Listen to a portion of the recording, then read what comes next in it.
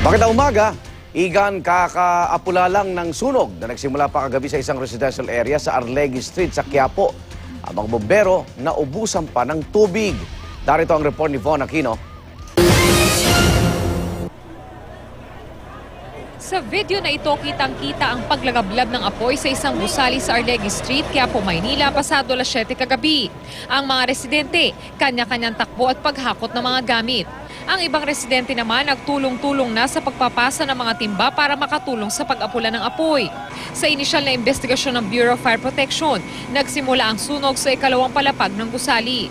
Mausok na po nung paglabas namin, hindi na po ako nakakahinga. Sobrang ng uso. Nakita ko yung nasusunog yung sa taas ng kwan.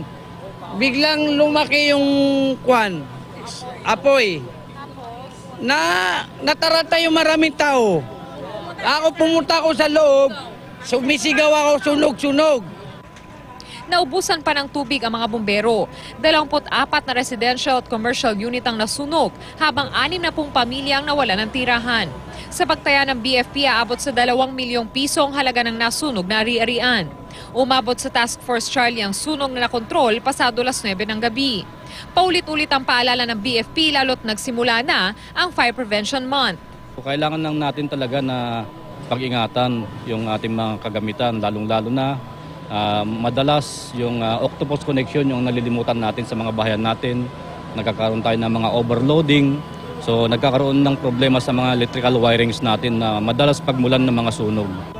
Itong unang balita sa Maynila, Von Aquino reporting.